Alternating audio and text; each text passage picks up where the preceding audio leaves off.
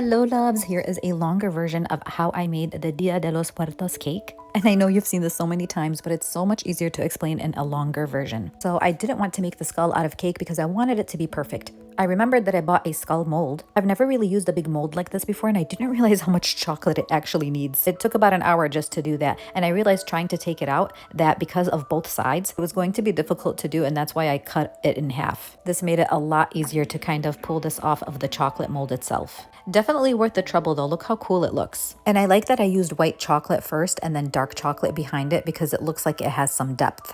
Now, I'm sure you guys have seen these in my other videos making the marigolds. I tried making it out of buttercream, but I truly suck at making buttercream flowers. So instead, I used yellow fondant for the base, and then I went ahead and I just cut it up with the roller. It has like an edge, and then I just ruffled them together around a smaller piece of fondant.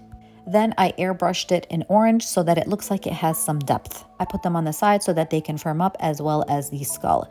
Now, when I was ready to go, I used the skull piece and I just put buttercream on the bottom, and then I put funfetti pieces of cake in between layers of buttercream and cake. I wanted to use only buttercream because that will firm up nicely, and I really wanted this to be standing on the board instead of sitting on it. So I basically just filled up every little nook and cranny of the chocolate, and the chocolate, because it has so many layers, was pretty firm, like it can handle it well. I was kind of worried about it cracking, but no, it was pretty good. So after setting all that up, I went ahead and I covered the back with fondant. Now there was a back of the head for the chocolate mold that I didn't use because I don't know if I did it properly because the skulls didn't match together. The back of the head was too big, so I decided to just stick with cream. So placing it on the board, remember I wanted it to be standing up. I put some cream base that it can stick to, and then I stood it up. I also put a skewer through the head, which I didn't show. And then I put a little circle of cream around it and put that in the fridge because that cream is going to firm up. On to the fun part. Now, I forgot that you cannot paint on chocolate. Gel and chocolate does not paint very well. I really wanted it to be very vibrant, but unfortunately it did not stick to it. So I used an edible marker to draw out the lines that I wanted it to be bold.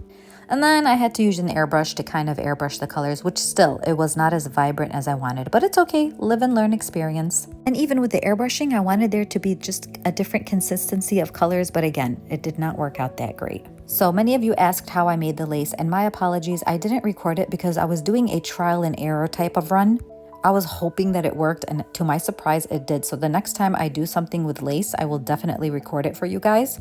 But it just requires gelatin, corn syrup, and a few drops of food coloring, and you spread it on the lace mat and you let it sit for 4 hours. But I promised to do that in another video. So now I added the marigolds, I added a few edible sugar pearls, and then I put flowers into the eye sockets. And someone messaged me on Instagram saying, I think it would look really good with a little more pop of color. She's like, don't get me wrong, it's absolutely beautiful, but I feel like a little bit of color would really brighten it more.